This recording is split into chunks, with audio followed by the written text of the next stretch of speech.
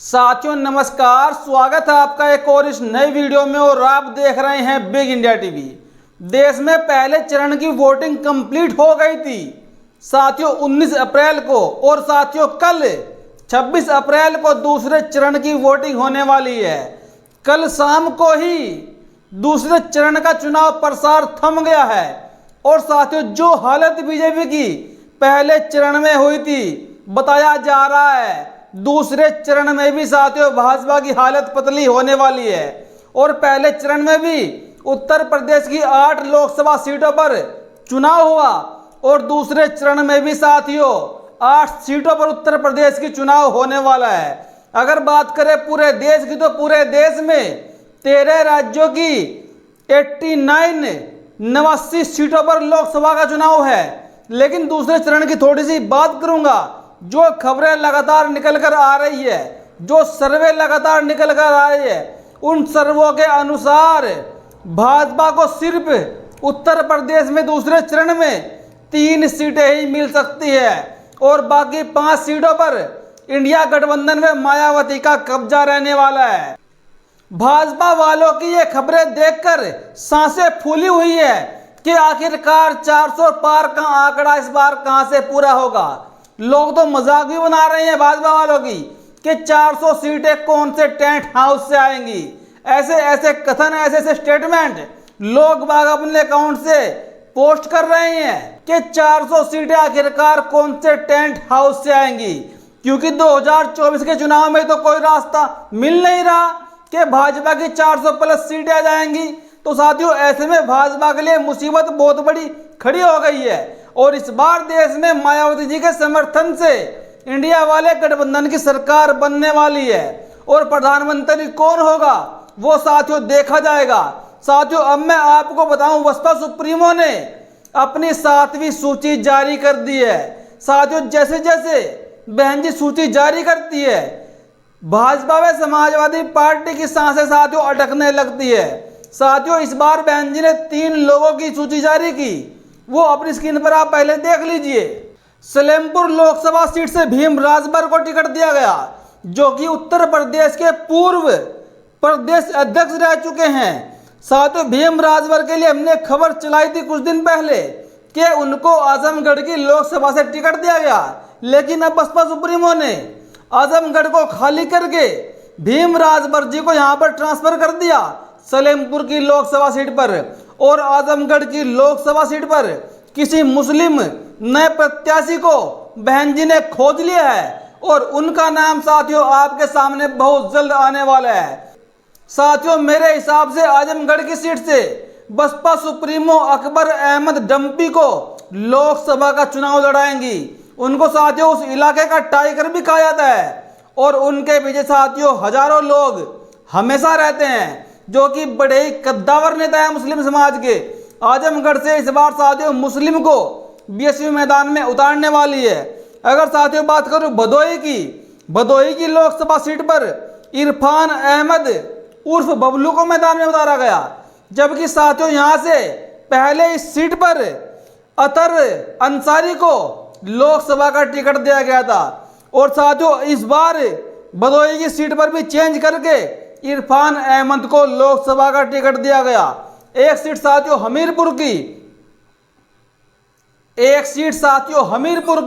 हमीरपुर की लोकसभा सीट पर निर्दोष दीक्षित को टिकट दिया गया, जो कि सवर्ण समाज से आते हैं। साथियों इस बार बहन जी ने मुस्लिमों पर बड़ा जोर आजमाया है। इस बार इनके टिकट अच्छी खासी संख्या में बसपा सुप्रीमो ने दिए, क्योंकि अकेले दम पर चुनाव लड़ रही है बहन जी। और बहन जी का यह दावा है कि इस बार हमारी पार्टी बड़ा अच्छा नंबर लेकर आएगी, और हमारी पार्टी के बिना किसी की भी यहाँ पर सरकार नहीं बनने वाली है, किसी की दाल नहीं गलेगी। यानी कि बसपा सुप्रीमो तय करेगी सरकार किसकी बनने वाली है। साथियों बड़ी खबर है वर्तमान की। और साथियों एक तरफ हमारे देश के प्रधानमंत्री रह चुके नरेंद्र मोदी जी, जो कि 2 बार प्रधानमंत्री रह चुके हैं। वर्तमान में हमारे देश में आचार संहिता लागू है, चुनाव जारी है, इसलिए फिलहाल कोई प्रधानमंत्री नहीं है। और साथियों प्रधानमंत्री ने जैसे ही मुस्लिमों को लेकर उलूल जुलूल बयानबाजी की, मुस्लिम मुद्दे को उठाने की हिम्मत की। साथियों, इस बार मुस्लिमों ने मोदी जी को लंबे हाथों ले लिया, खुलकर लपेट दिया और चुनाव आयोग के पास 17,000 कुछ शिकायतें मोदी जी के खिलाफ पहुंचा दी। देश के लोगों ने इस बार देश की जनता में, मुस्लिमों में और दलितों में खासकर मोदी जी के खिलाफ भारी गुस्सा फूट फूट कर भरा हुआ है। देश की जनता तो यह भी डिमांड कर रही है कि नरेंद्र मोदी जी का जो पर्चा है, जो नामांकन किया है, उसको रद्द कर दिया जाए, क्योंकि उन्होंने देश में आचार संहिता का उल्लंघन किया है। जी हां साथियों, सबसे बड़ी खबर है वर्तमान की। अब देखा जाएगा चुनाव आयुक्त इस पर क्या कार्यवाही करेंगे। क्या इनको हटाएंगे चुनाव लड़ने से या फिर चुनाव मोदी जी लड़ते रहेंगे। और एक तरफ साथियों शंभू कुमार सिंह, जिनको बसपा से टिकट मिल गया था, बसपा सुप्रीमो ने बिहार की वैशाली लोकसभा सीट से टिकट दे दिया था। और साथियों कल पूरा दिन खबरें चली कि शंभू कुमार सिंह बीएसपी को छोड़कर आजाद समाज पार्टी से चुनाव लड़ रहे हैं, यानी कि भीम आर्मी की पार्टी से चुनाव लड़ रहे हैं। लेकिन साथियों शंभू कुमार सिंह ने आज फिर अपने फेसबुक पेज के ऊपर बहुजन समाज पार्टी के हाथी वाले सिंबल का पट्टा पहने हुए और मीटिंगें करते हुए फोटो को शेयर किया और ये बताया कि मैं बहुजन समाज पार्टी से ही लोकसभा का चुनाव लड़ रहा हूँ, वैशाली की लोकसभा सीट से। जो भी खबरें भीम आर्मी को लेकर चली है वो सारी की सारी खबरें फेक है। साथियों ये पोस्ट तो यही बताती है। शंभू कुमार सिंह का वेरीफाई पेज है, इस पर साथियों 1.1 मिलियन के लगभग इनके फॉलोवर है। और शंभू कुमार सिंह ने क्या कुछ लिखा है ये भी देख लीजिए। बुद्ध की धरती, सम्राट अशोक की धरती से इस बार बैकवर्ड ही जीतेगा, ये बात लिख लीजिए। शंभू कुमार सिंह ने साथियों ये भी लिखा है। तो साथियों उन खबरों पर पूरी तरह विराम लगा दिया शंभू कुमार सिंह ने। अब वो लोकसभा का चुनाव बसपा से ही लड़ रही हैं, भ्रामक खबरों पर ध्यान न दे। और एक तरफ बिहार से बीएसपी के लिए बड़ी अच्छी खबर है ये साथियों। बिहार से लोक जनशक्ति पार्टी को मायावती की पार्टी बहुजन समाज पार्टी ने बड़ा झटका दे दिया। उनके दो बड़े नेताओं को तोड़कर अपनी पार्टी में शामिल कर लिया।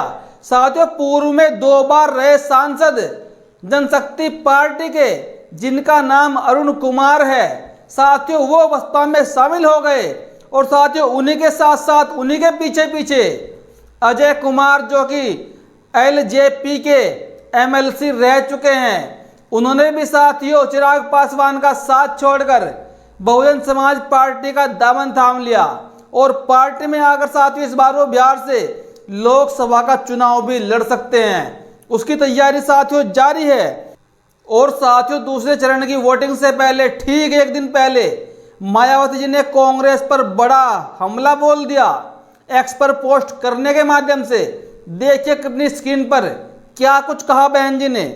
कांग्रेस के वरिष्ठ नेताओं द्वारा भारत में धन के वितरण की आड़ में अमेरिका की तरह निजी संपत्ति पर विरासत टैक्स की सोच व उनकी पैरवी गरीबों की भलाई का काम कम व राजनीति से प्रेरित इनकी गरीबी हटाओ की चर्चित विफलताओं पर से लोगों का ध्यान बांटने का चुनावी प्रयास ज्यादा लगता है। जहां तक भारत में संपत्ति व सरकारी भूमि वितरण आदि से जुड़े मामलों में दलितों व वंचितों के लिए न्याय का सवाल है, तो इनकी सरकारों की सही नीयत के अभाव के कारण यहाँ गरीबी, पिछड़ापन, पलायन की व्यवस्था आदि दूर नहीं हो पाई।